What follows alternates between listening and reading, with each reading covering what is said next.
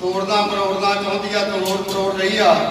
ਉਹ ਸੰਵਿਧਾਨ ਦੇ ਮੁਤਾਬਕ ਜਿਹੜੀਆਂ ਸਹੂਲਤਾਂ ਜੋ ਮਿਲਣਾ ਚਾਹੀਦਾ ਸੀਗਾ ਉਹ ਨਹੀਂ ਆਪਾਂ ਨੂੰ ਮਿਲਿਆ। ਅੱਜ ਅਸੀਂ ਕਹਿੰਦੇ ਨਾ ਕਿਸਾਨੀ ਮੁੱਦੇ ਤੇ ਆਰੀ ਵੀਰੋ ਸਾਡੇ ਤੇ ਵੀ ਚੱਲਣ ਵਾਲੀ ਆ। ਅਸੀਂ ਇਸ ਚੀਜ਼ ਨੂੰ ਧਿਆਨ ਦੇ ਕੇ ਜੇ ਕਰ ਰਿਹਾ ਤੇ ਉਹ ਦਿਨੋਂ ਦੂਰ ਨਹੀਂ ਕਿ ਜਿੱਦਣ ਸਾਨੂੰ ਬੜਾ ਰੋਣਾ ਪਿਆ। ਤੇ ਮੈਂ ਤਾਂ ਇਹੋ ਹੀ ਤੁਹਾਨੂੰ ਕਹੂੰਗਾ ਕਿ ਇੱਕ ਮੰਚ ਤੇ ਆਓ, ਇੱਕ ਗੱਲ ਕਰੋ, ਠੀਕ ਆ। ਪਾਰਟੀ ਨਾਲ ਚਾਹੇ ਜਿਹੜੀ ਨਾਲ ਮਰਜ਼ੀ ਸੰਬੰਧ ਰੱਖਦੇ ਆ, ਜਦੋਂ ਇੱਕ ਮੰਚ ਤੇ ਆਉਣ ਦੀ ਗੱਲ ਹੋ ਜਾਂਦੀ ਆ, ਜਦੋਂ ਸਾਡੇ ਹੱਕਾਂ ਦੀ ਗੱਲ ਹੋ ਜਾਂਦੀ ਆ ਤਾਂ ਮੈਂ ਨਹੀਂ ਸਾਹਮਣੇ ਆਊਗਾ, ਮੈਂ ਮੂੰਹ ਤੇ ਗਾਲੀ ਆ ਗਈ। ਏਦਾਂ ਵੀ ਕੰਮ ਨਹੀਂ ਜੇ ਜੱਜ ਇੱਕ ਮੰਚ ਤੇ ਆ ਕੇ ਗੱਲ ਕਰੀਏ ਤੇ ਆਪਾਂ ਇਹਨਾਂ ਦੇ ਜਿਹੜੇ ਸਾਡੇ ਹੱਕ ਖੋਏ ਜਾ ਰਹੇ ਆ ਜਾਂ ਦੱਬੇ ਜਾ ਰਹੇ ਆ। ਜੈ ਭੀਮ ਜੈ ਭਾਰਤ। ਸੰਵਿਧਾਨ ਬਚਾਓ ਸਾਂਝੇ ਮੋਰਚੇ ਵੱਲੋਂ ਕੇਂਦਰੀ ਮੰਤਰੀ ਭਗਵਾਨ ਵਾਲਮੀਕ ਜੀ ਮਹਾਰਾਜ ਜੀ ਦੇ ਦਰਬਾਰ ਤੇ ਬਾਬਾ ਸਾਹਿਬ ਭੀਮ ਰਾਓ ਅੰਬੇਦਕਰ ਜੀ ਦਾ ਜਨਮ ਦਿਨ ਮਨਾਇਆ ਗਿਆ ਔਰ ਉੱਥੇ ਜੋ ਵੀ ਸੰਗਤ ਆਈ ਉਹਨਾਂ ਦਾ ਦਿਲੋਂ ਧੰਨਵਾਦ ਕਰਦੇ ਆ। ਤੇ ਬਾਬਾ ਸਾਹਿਬ ਨੇ ਸੰਵਿਧਾਨ ਲਾਗੂ ਹੋਣ ਤੋਂ ਪਹਿਲਾਂ ਦਲਿਤਾਂ ਨੂੰ ਕੋਈ ਨੌਕਰੀਆਂ ਨਹੀਂ ਮਿਲਦੀਆਂ ਸੀਗੀਆਂ ਔਰ ਨਾ ਹੀ ਕੋਈ ਆਰਕਸ਼ਣ ਸੀਗਾ। ਬਾਬਾ ਸਾਹਿਬ ਨੇ ਸੰਵਿਧਾਨ ਦੇ ਵਿੱਚ ਸਾਨੂੰ ਆਰਕਸ਼ਣ ਦਿਵਾਇਆ ਔਰ ਸਾਨੂੰ ਪੜ੍ਹਨ ਲਿਖਣ ਦਾ ਅਧਿਕਾਰ ਦਿਵਾਇਆ। ਨਹੀਂ ਸੰਵਿਧਾਨ ਤੋਂ ਪਹਿਲਾਂ ਦੇਸ਼ ਆਜ਼ਾਦ ਹੋਣ ਤੋਂ ਪਹਿਲਾਂ ਸਾਨੂੰ ਕਿੱਥੇ ਵੀ ਨੌਕਰੀਆਂ ਤੇ ਕੋਈ ਕੁਛ ਸਾਨੂੰ ਮਿਲਦਾ ਨਹੀਂ ਸੀਗਾ। ਤੇ ਬਾਬਾ ਸਾਹਿਬ ਜੀ ਦੇ ਬਦੌਲਤ ਹੀ ਅੱਜ ਅਸੀਂ ਵੱਡੀਆਂ ਪੋਸਟਾਂ ਤੇ ਲੱਗੇ ਆ ਤੇ ਬਾਬਾ ਸਾਹਿਬ ਦੀ ਬਦੌਲਤ ਹੀ ਅੱਜ ਅਸੀਂ ਵੱਡੀਆਂ ਕੋਠੀਆਂ ਤੇ ਗੱਡੀਆਂ ਤੇ ਘੁੰਮਣੇ ਆ। ਅਸੀਂ ਉਹਨਾਂ ਦੀ ਦੇਣ ਅਸੀਂ ਕਦੇ ਭੁੱਲ ਨਹੀਂ ਸਕਦੇ ਬਾਬਾ ਸਾਹਿਬ ਦੀ। ਜੈ ਭੀਮ ਜੈ ਭਾਰਤ। ਹਾਂਜੀ, ਉਹਨਾਂ ਗੱਲਾਂ ਨੂੰ ਜਿਹੜੀਆਂ ਉਹਨਾਂ ਦੀਆਂ ਸਿੱਖਿਆਵਾਂ ਜੋ ਸਾਡੇ ਜੀਵਨ ਨੂੰ ਬਦਲ ਸਕਦੀਆਂ, ਕਿਉਂਕਿ ਡਾਕਟਰ ਭੀਮ ਰਾਓ ਅੰਬੇਦਕਰ ਜੀ ਅਸੀਂ ਸੰਵਿਧਾਨ ਨਿਰਮਾਤਾ ਕਹਿ ਰਹੇ ਹਾਂ।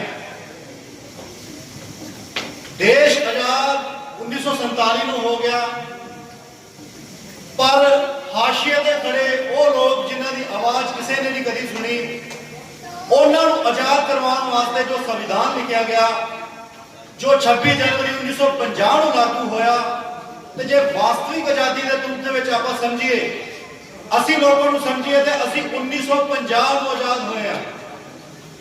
ਔਰ ਉਹਨਾਂ ਦਾ ਲਿਖਿਆ ਸੰਵਿਧਾਨ ਜੋ ਸਾਨੂੰ ਅੱਜ ਬੋਲਣ ਦਾ ਅਧਿਕਾਰ, ਚੱਲਣ ਦਾ ਅਧਿਕਾਰ, ਖਾਣ ਦਾ ਅਧਿਕਾਰ, ਸਿੱਖਿਆ ਦਾ ਅਧਿਕਾਰ, ਉਹਨਾਂ ਗੱਲਾਂ ਨੂੰ ਜਿਹੜੇ ਉਹਨਾਂ ਨੇ ਸੰਘਰਸ਼ ਕੀਤੇ, ਉਹਨਾਂ ਦੇ ਸੰਘਰਸ਼ਾਂ ਨੂੰ ਮੈਂ ਡਿਸਕਸ ਕਰਨ ਲੱਗਾ ਕਿ ਜਿਸ ਤਰ੍ਹਾਂ ਉਹਨਾਂ ਨੂੰ ਸਭ ਤੋਂ ਪਹਿਲਾਂ ਪੜ੍ਹਨ ਵਾਸਤੇ ਨਾ ਕਰ ਦਿੱਤੀ ਗਈ ਕਿ ਤੁਸੀਂ ਛੋਟੀ ਜਾਤ ਤੋਂ ਤੁਸੀਂ ਪੜ੍ਹ ਨਹੀਂ ਸਕਦੇ, ਤੁਸੀਂ ਇੱਥੋਂ ਤੱਕ ਕਿ ਪਾਣੀ ਪੀਣ ਦਾ ਅਧਿਕਾਰ ਵੀ ਨਹੀਂ ਸੀ ਸਾਡੇ ਲੋਕਾਂ ਨੂੰ ਸਰਵਜਨਿਕ ਕੂਇਆਂ ਤੋਂ।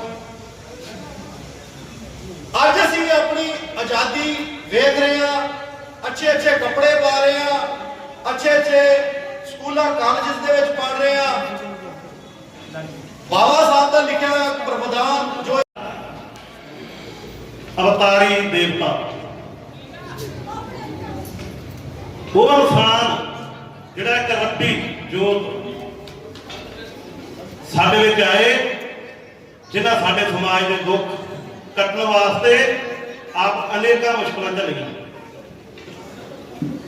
ਜੈ ਭਾਰਤ ਅਸੀਂ ਇਸ ਕਰਕੇ ਕਹਿੰਦੇ ਆ ਕਿ ਬਾਬਾ ਸਾਹਿਬ ਦੁਆਰਾ ਜਦੋਂ ਕੋਈ ਕਹਿੰਦਾ ਸੀ ਇਸ ਭਾਰਤ ਦੇਸ਼ ਨੂੰ ਭਗਵਾ ਕਰ ਦਿਓ, ਕੋਈ ਕਹਿੰਦਾ ਅਸੀਂ ਹਰਿਆ ਕਰ ਦਿਓ, ਕੋਈ ਕਹਿੰਦਾ ਅਸੀਂ ਇਹ ਕਰ ਦਿਓ, ਕੋਈ ਕਹਿੰਦਾ ਅਸੀਂ ਉਹ ਕਰ ਦਿਓ। ਉਸ ਸਮੇਂ ਬਾਬਾ ਸਾਹਿਬ ਭੀਮ ਰਾਓ ਨੇ ਆਪਣੀ ਤੁੱਛ ਬੁੱਧੀ ਦੇ ਨਾਲ ਇਹ ਤਿਰੰਗੇ ਦੇ ਵਿੱਚ 3 ਰੰਗ ਪਾ ਕੇ ਨੀਲਾ ਰੰਗ ਆਪਣਾ ਬਾਬਾ ਸਾਹਿਬ ਭੀਮ ਰਾਓ ਅੰਬੇਦਕਰ ਦਾ ਜਿਹੜਾ ਗੋਲ ਚੱਕਰ ਨੀਲਾ ਰੰਗ ਉਹਨਾਂ ਉਹ ਵਿੱਚ ਪਾ ਕੇ ਤਿਰੰਗਾ ਬਣਾ ਕੇ ਇਸ ਦੇਸ਼ ਨੂੰ ਭਾਰਤ ਦੇਸ਼ ਦਾ ਨਾਮ ਦਿੱਤਾ, ਜਿਹਦੇ ਅਸੀਂ ਸਦੀਆਂ ਤੋਂ ਮੂਲ ਨਿਵਾਸੀ, ਇਸ ਦੇਸ਼ ਦੇ ਅਸੀਂ ਰਾਜੇ ਮਹਾਰਾਜੇ। ਅਵਤਾਰੀ ਦੇਵਤਾ ਉਹ ਇਨਸਾਨ ਜਿਹੜਾ ਇੱਕ ਰੱਬੀ ਜੋਤ ਸਾਡੇ ਵਿੱਚ ਆਏ, ਜਿਨ੍ਹਾਂ ਸਾਡੇ ਸਮਾਜ ਦੇ ਦੁੱਖ ਕੱਟਣ ਵਾਸਤੇ ਆਪ ਅਨੇਕਾਂ ਮੁਸ਼ਕਲਾਂ ਝੱਲੀਆਂ। ਜੈ ਭਾਰਤ ਅਸੀਂ ਇਸ ਕਰਕੇ ਕਹਿੰਦੇ ਆ ਕਿ ਬਾਬਾ ਸਾਹਿਬ ਦੁਆਰਾ ਜਦੋਂ ਕੋਈ ਕਹਿੰਦਾ ਸੀ ਇਸ ਭਾਰਤ ਦੇਸ਼ ਨੂੰ ਭਗਵਾ ਕਰਦੇ ਹੋ, ਕੋਈ ਕਹਿੰਦਾ ਅਸੀਂ ਹਰਿਆ ਕਰਦੇ ਹੋ, ਕੋਈ ਕਹਿੰਦਾ ਅਸੀਂ ਇਹ ਕਰਦੇ ਹੋ, ਕੋਈ ਕਹਿੰਦਾ ਅਸੀਂ ਉਹ ਕਰਦੇ ਹੋ।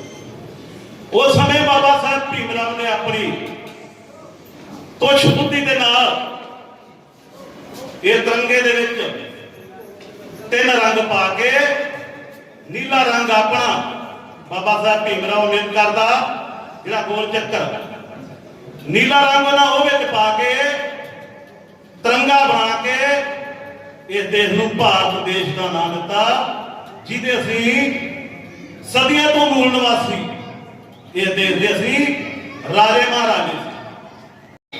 ਬਾਬਾ ਸਾਹਿਬ ਇੱਕ ਉਹ ਸ਼ਕਤੀ ਹੈ ਜਿਹੜੀ ਅੱਜ ਤੱਕ ਅਸੀਂ ਵਰਤ ਰਹੇ ਹਾਂ, ਸਾਰੇ ਲੋਕ ਵਰਤ ਰਹੇ ਹੈ। ਜੇ ਕਿਸੇ ਐਮਪੀ ਬਣਾਉਣ ਦੀ ਗੱਲ ਆਉਂਦੀ ਹੈ, ਸਰਪੰਚ ਬਣਾਉਣ ਦੀ ਗੱਲ ਆਉਂਦੀ ਹੈ, ਐਮਸੀ ਬਣਾਉਣ ਦੀ ਗੱਲ ਆਉਂਦੀ ਹੈ, ਜਿੱਤੇ ਸ਼ੀਟ ਯਰਬ ਹੁੰਦੀ ਹੈ ਉੱਥੇ ਹਿੰਮਤ ਨਹੀਂ ਹੈ ਕਿਸੇ ਦੀ ਵੀ ਕੋਈ ਹੋਰ ਲੱਗ ਜਾਵੇ।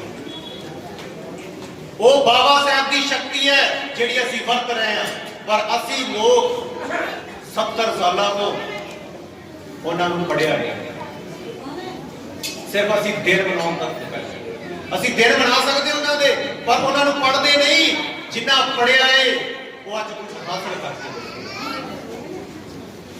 70 ਸਾਲਾਂ ਤੋਂ ਅਸੀਂ 3-4 ਚੀਜ਼ਾਂ ਦੇ ਮਗਰ ਪਏ ਆ। ਸਾਨੂੰ ਕਣਕ ਦੇ ਦਿਓ, ਸਾਨੂੰ ਗਲੀਆਂ ਬਣਾ ਦਿਓ, ਇਸ ਤੋਂ ਵੱਧ ਨਹੀਂ ਅਸੀਂ ਸੋਚਿਆ।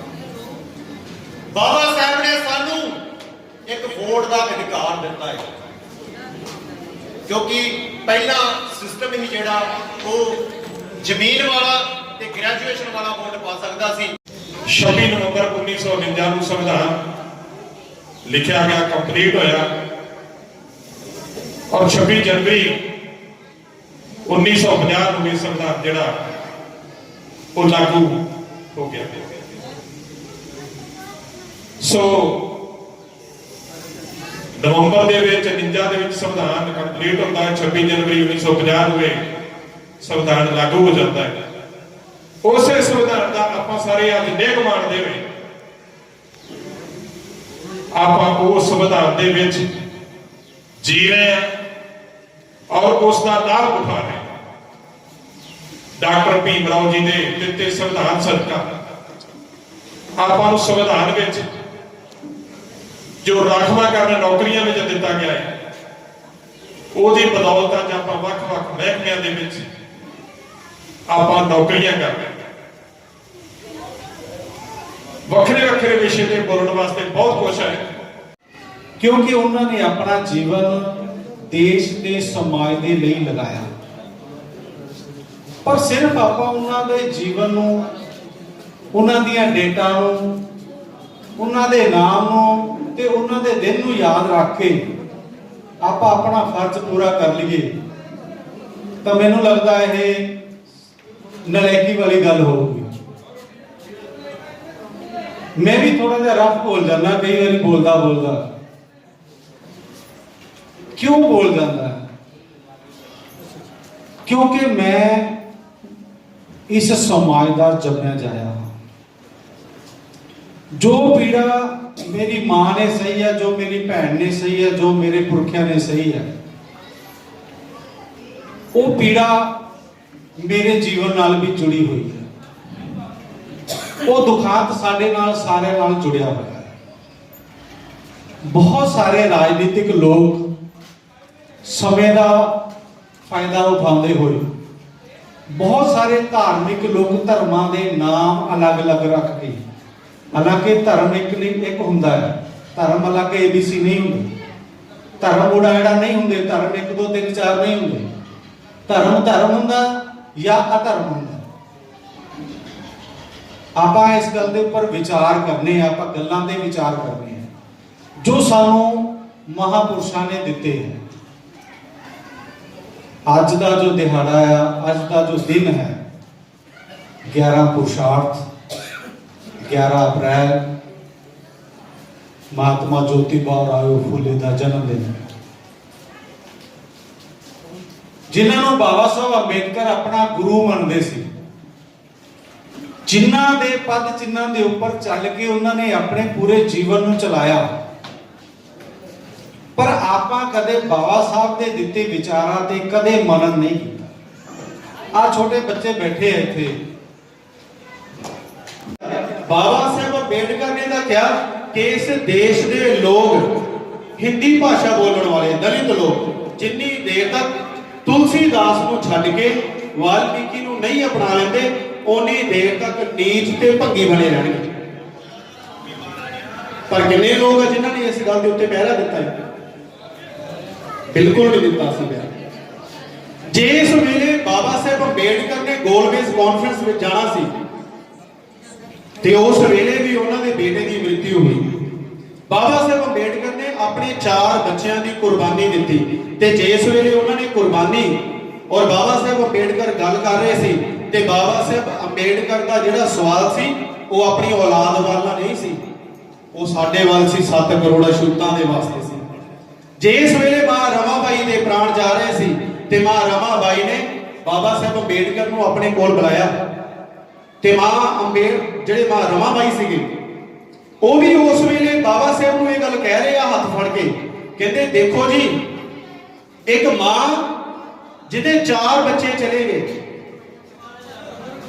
ਇੱਕ ਮਾਂ ਜਿਹਦੇ ਆਪ ਆਖਰੀ ਸਵਾਸ ਆ ਤੇ ਉਹ ਮਾਂ ਕਹਿ ਰਹੀ ਬਾਬਾ ਸਾਹਿਬ ਅੰਬੇਡਕਰ ਨੂੰ ਔਰ ਉਹਦਾ ਸਵਾਲ ਆਪਣੇ ਬੱਚਿਆਂ ਵੱਲ ਨਹੀਂ ਸੀ। ਫੇਰ ਮਾਂ ਰਮਾਬਾਈ ਕਹਿ ਰਹੀ ਹੈ कि मेरे इन्हां 7 करोड़ अछूत बच्चों का ख्याल रखियो। जो बोले सो निर्भय सृष्टिकर्ता वाल्मीकि दयावान की जय। जय भीम साथियों, समूह संगत ਅਤੇ शहर निवासियों बाबा साहब की 130वीं जयंती की लख लख बधाई होवे और समागम ਦੇ ਵਿੱਚ जिन्ने भी साडे समाज के भैन भरा ਉੱਥੇ ਇਕੱਠੇ ਹੋਏ ਸੀ ਉਹਨਾਂ ਦਾ ਅਸੀਂ ਜੀਵਨ ਜੀਵਨ ਨੂੰ ਆਖਦੇ ਹਾਂ ਔਰ ਧੰਨਵਾਦ ਆਖਦੇ ਹਾਂ ਜਿਨ੍ਹਾਂ ਨੇ ਬਾਬਾ ਸਾਹਿਬ ਅੰਬੇਡਕਰ ਦੀ ਜੀਵਨੀ ਬਾਰੇ ਪ੍ਰਚਾਰ ਪ੍ਰਸਾਰ ਸੁਣਿਆ ਅਤੇ ਆਪਣੇ ਬੱਚਿਆਂ ਨੂੰ ਵੀ ਘਰ ਜਾ ਕੇ ਜ਼ਰੂਰ ਦੱਸਿਆ ਹੋਵੇਗਾ। ਔਰ ਦੀ ਔਰ ਆਪਣੇ ਸਮਾਜ ਦੇ ਵਿੱਚ 2-4 ਗੱਲਾਂ ਹੋਰ ਵੀ ਕਰਨਾ ਚਾਹੁੰਦਾ ਹਾਂ ਕਿ ਬਾਬਾ ਸਾਹਿਬ ਅੰਬੇਡਕਰ ਜੀ ਜਿਨ੍ਹਾਂ ਦੇ ਸਿਧਾਂਤਾਂ ਤੇ ਸਾਨੂੰ ਚੱਲਣਾ ਚਾਹੀਦਾ ਆ। ਉਹਨਾਂ ਨੇ ਕਿਹਾ ਸੀ ਕਿ ਪੜ੍ਹੋ ਜੁੜੋ ਔਰ ਸੰਘਰਸ਼ ਕਰੋ। ਸਾਨੂੰ ਪੜ੍ਹਨਾ ਵੀ ਚਾਹੀਦਾ ਆ, ਸੰਘਰਸ਼ ਵੀ ਕਰਨਾ ਚਾਹੀਦਾ ਆ ਔਰ ਜੁੜਨਾ ਵੀ ਚਾਹੀਦਾ ਆ।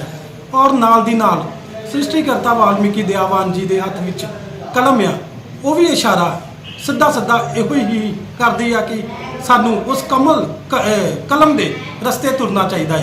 ਔਰ ਬਾਬਾ ਸਾਹਿਬ ਅੰਬੇਡਕਰ ਜੀ ਵੀ ਇਹੋ ਸਿੱਧਾ ਇਸ਼ਾਰਾ ਆ ਕਿ ਸਾਨੂੰ ਪੜ੍ਹਨਾ ਜੁੜਨਾ ਔਰ ਸੰਘਰਸ਼ ਕਰਨਾ ਚਾਹੀਦਾ ਆ।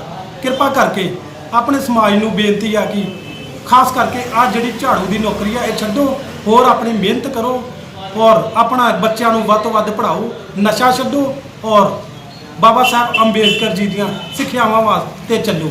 ਜੈ ਭੀਮ, ਜੈ ਭਾਰਤ। ਭਾਈ ਉੱਥੇ ਹਾਂ ਇੱਥੇ ਇੱਕ ਮਿੰਟ ਭਾਈ ਥੋੜਾ ਕਿੱਧਰ ਨੂੰ ਹੋ ਜਾਓ, ਚਿਹਰਾ ਹੀ ਫੋਟੋ ਹੀ ਨਹੀਂ ਆ ਰਹੀ ਉਹਨਾਂ ਦੀ। ਹਾਂਜੀ ਸਾਹਮਣੇ ਹਾਂਜੀ ਓਕੇ ਜੀ।